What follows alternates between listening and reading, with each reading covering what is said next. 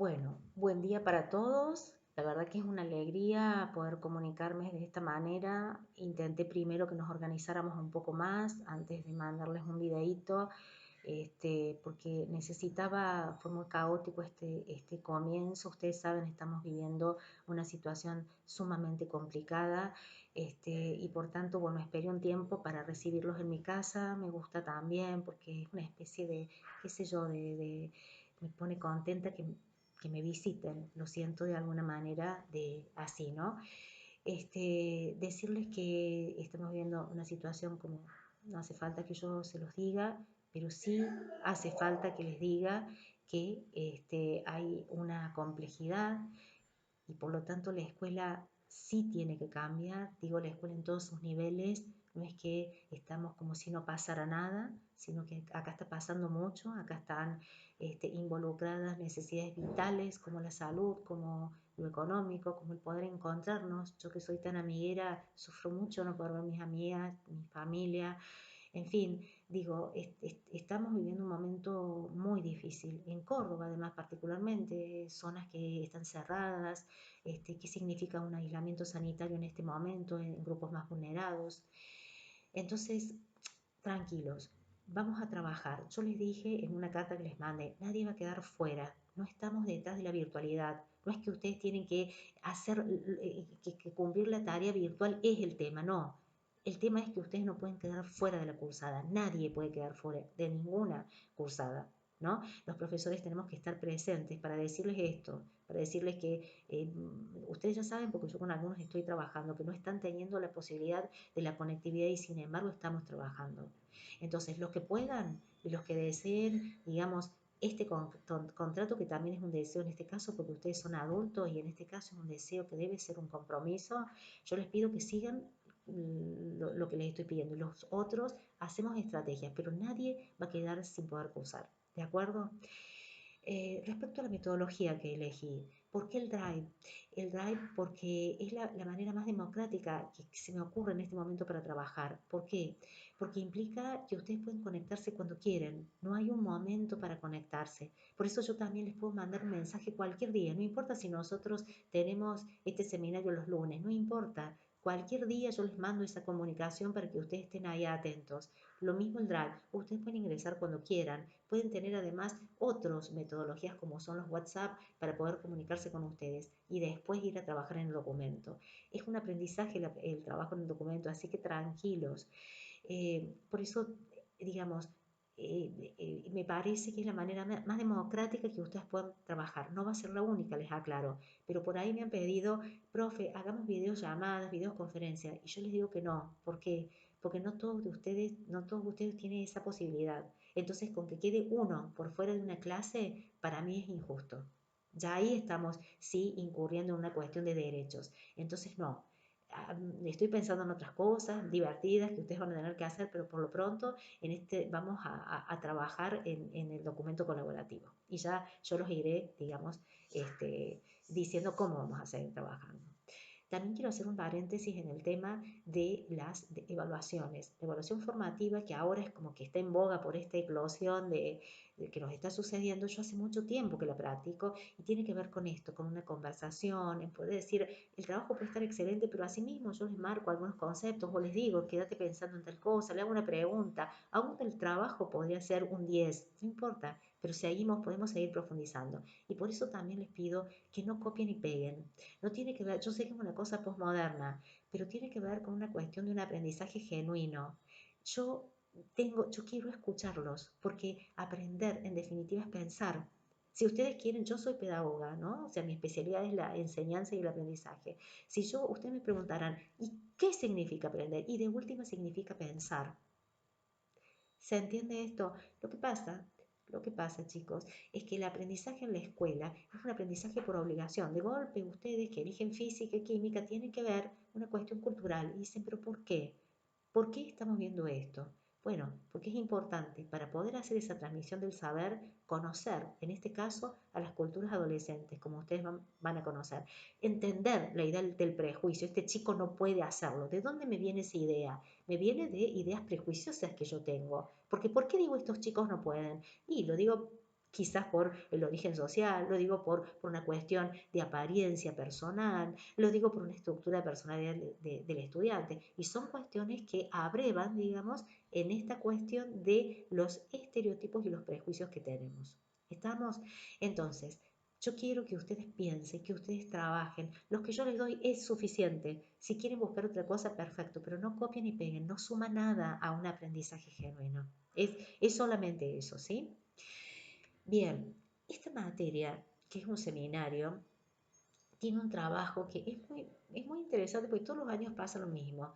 Terminan ustedes haciendo un trabajo de campo, o sea, yendo a una escuela y observando, haciéndole una entrevista, incluso a un profesor de física, los que estudian física, de química, los que estudian química. Y cada vez que durante el año les planteo esto al principio, siempre me hacen una cara como, y después quedaron fascinados. Es una experiencia que no lo olvidan, hemos vivido hermosas, digamos, experiencias con estas visitas que ustedes hacen. No sabemos si lo vamos a poder hacer porque evidentemente las circunstancias son estas, pero mientras tanto yo lo que les quiero decir es que esta materia, este seminario está desde cosas generales, como empezar a ver y de qué hablamos cuando hablamos de cultura, hasta poder ir ahí a entender un aula en donde hay chicos tatuados, donde hay chicos escuchando música todo el tiempo, donde hay prejuicios de nosotros. Por ejemplo, a mí me encantan los tatuajes, yo no tengo ese prejuicio, pero puede haberlo. Pero digo, de dónde surge toda esa cosa? Entonces, entender un poco más el aula para poder pasarle a ese chico ese pedacito de mundo que va a ser la física y la química, que se interese por eso. ¿Estamos? Así vamos a trabajar. Pero, les quiero decir algo. En este momento, en donde nosotros estamos atravesando el momento más singular que hemos vivido últimamente la humanidad en su conjunto, desde una guerra que no se vive en este tipo de cuestiones, no podemos estar viendo un programa como si acá no pasara nada. Es decir, no podemos estar, a ver, el programa tiene primero esto, segundo esto, no. No, acá está pasando muchas cosas, entonces nosotros vamos a ver, ir haciendo hincapié en cuestiones que van sucediendo en la cotidianeidad y que se relaciona con el momento de hoy. Un momento caótico, un momento en donde, por ejemplo, hoy se está discutiendo si los presos tienen que salir o no, y uno se pregunta, me lo quieren preguntar a mí, yo siempre le digo mis opiniones, yo digo sí, pero no los presos que tienen causas peligrosas. Pero yo no voy a decir ese negro de M, no, no, o sea, la reflexión pasa por otro lado. Es decir, ¿quién me parece que debería? Eso es una cuestión que lo tiene que la justicia que poder decir sí o no, pero nosotros lo podemos analizar. El caso del chico muerto a patadas en Gesell. Entonces, les he seleccionado, por ejemplo, casos como ese, de gente que se ha puesto a pensar, no desde el vedetismo de la tragedia que hace la televisión, porque acá nosotros también tenemos otras víctimas que son los victimarios, en este caso, los chicos que mataron. ¿Por qué hicieron lo que hicieron? ¿Por qué mientras mataban decían negro de M? ¿Por qué? ¿Qué hay detrás de eso? ¿Qué sociedad hay detrás de chicos que hagan eso? ¿Se entiende? Aparte, eso porque pasó en Buenos Aires. Nosotros hace unos años tuvimos un caso muy similar en el Cerro de las Rosas. Unos chicos que agarraron a patadas a otro chico hasta matarlo. ¿Sí?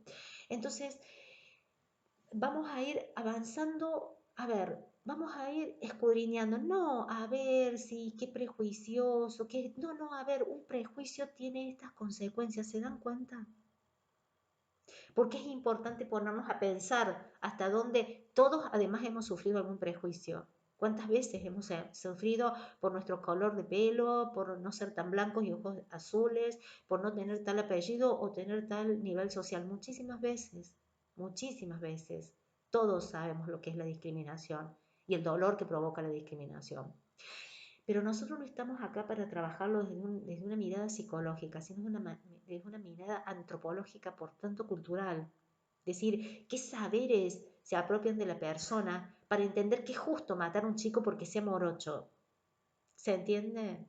Entonces vamos a ir viendo esta cuestión de prejuicios, de estereotipos, que por otro lado, fíjense, nosotros estuvimos viendo cómo hay maneras de entender el mundo que son a partir de los patrones culturales. Un patrón cultural es un modo de entender la verdad, la belleza, el bien, el mal. Todas las sociedades lo tienen, todas. Todas las sociedades tienen esos patrones culturales, pero dependen de cada sociedad el contenido que le dan, ¿no? El contenido que le dan a lo que está bien, qué está bien para determinadas sociedades, qué está bien para otras sociedades. Eso tiene que ver con patrones culturales.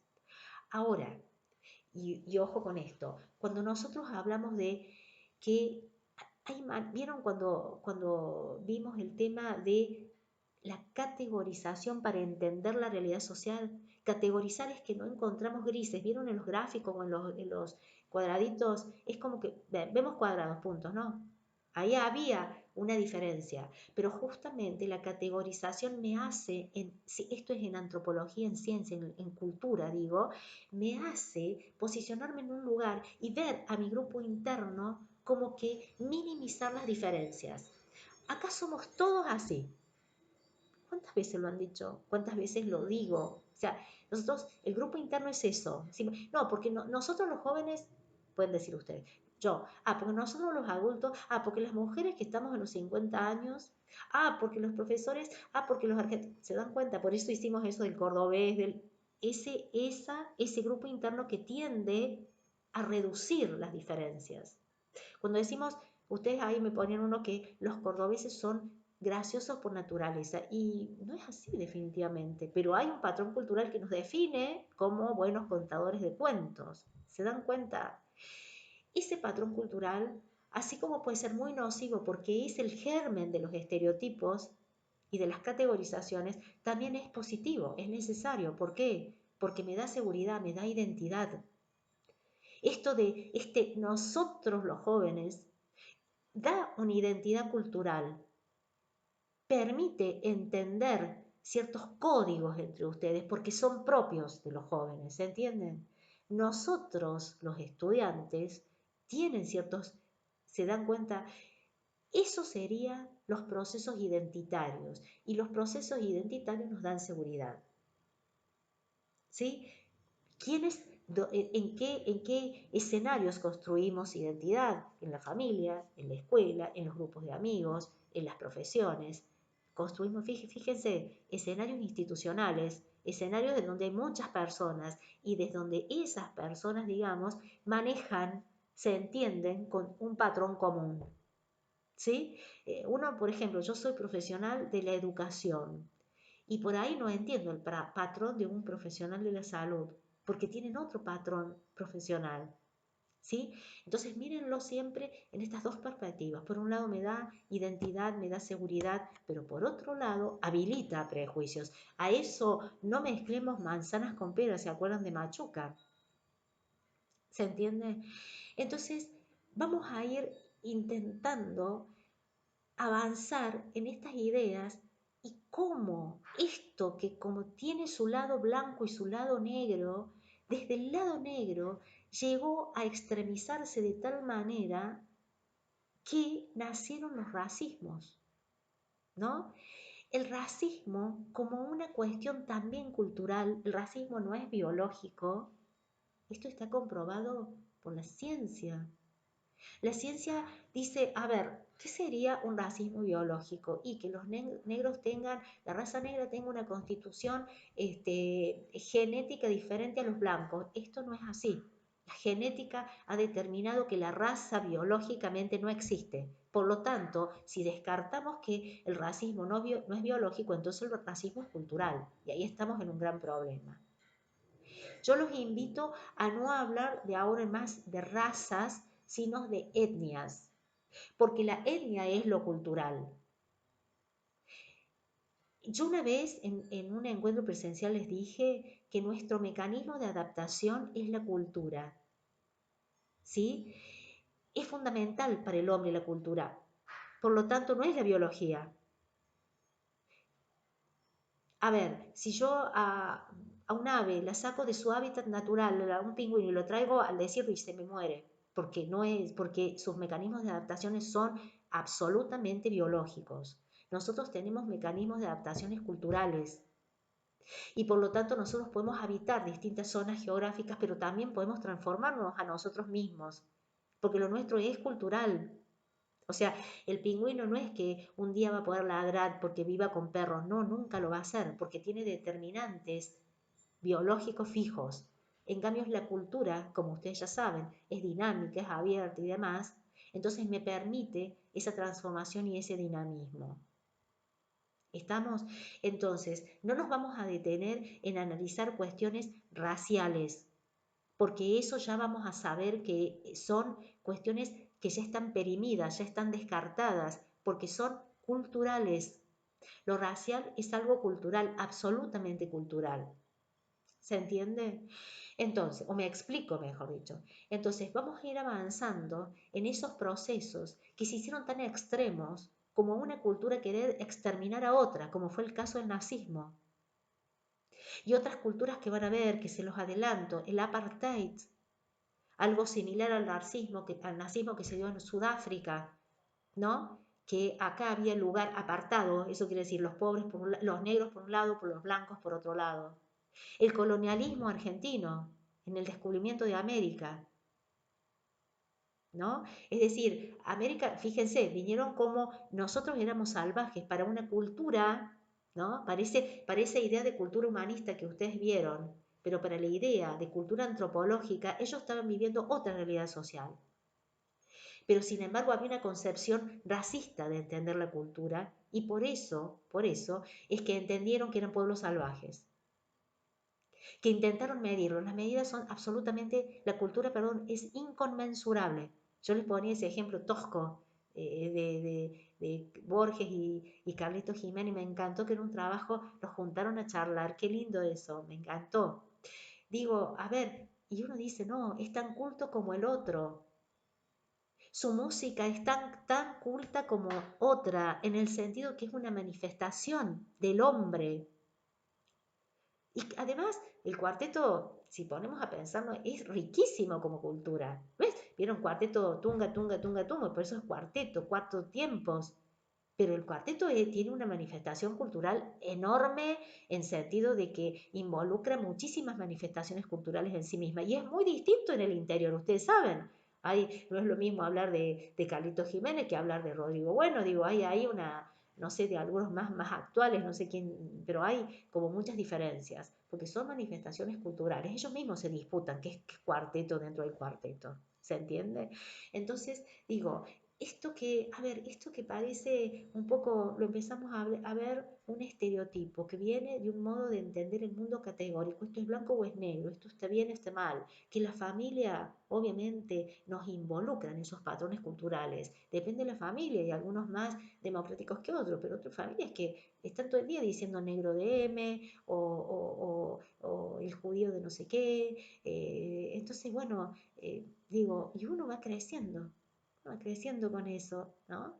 Eh, entonces, vamos trabajando con eso, vamos a una escuela que muchas veces refuerza, muchas veces no, casi siempre, fíjense en las cuestiones de género, la escuela refuerza la cuestión de género, el jardín de infantes, el rincón de la nena, que la cuna y qué sé yo, el rincón del varón, el camioncito, y les voy a decir algo, aun cuando eso se ha intentado variar mucho, y los rinconcitos, no me acuerdo ahora qué nombre tienen, pues en la práctica siguen siendo igual.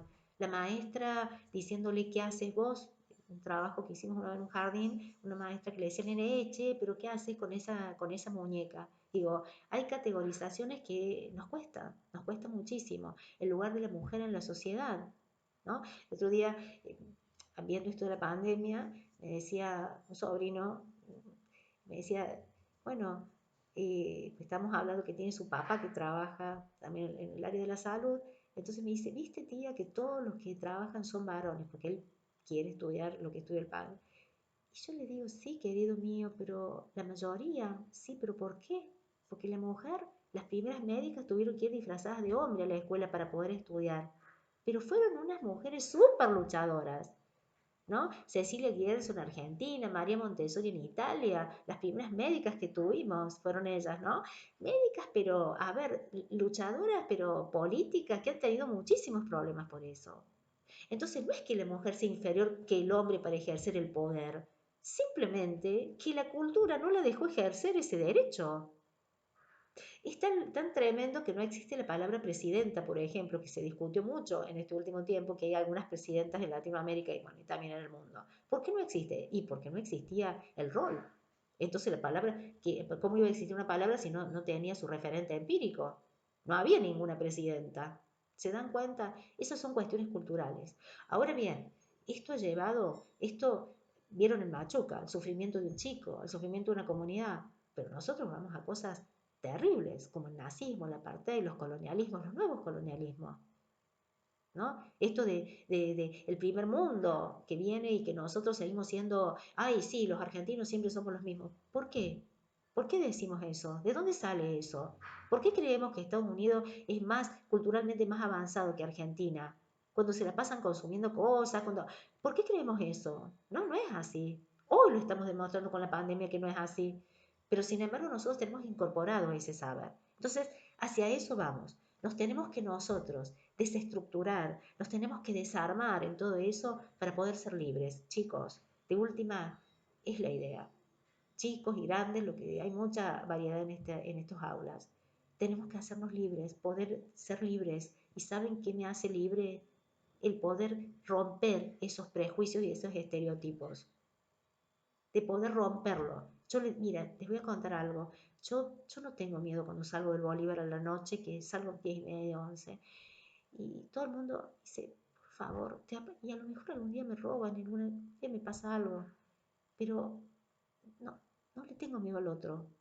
He roto eso. Ahora, ha sido natural mío, ha sido un proceso. No es modélico, por favor, esto que estoy diciendo, es solamente una experiencia de vida. Ha sido un proceso que se lo paso a mi familia más directa, que se lo paso a ustedes, ¿sí? Porque la humanidad degeneró en cosas terribles por esto, como fue, como les digo, esos sucesos tan terribles, o el matar a un chico a patadas solamente porque es morocho.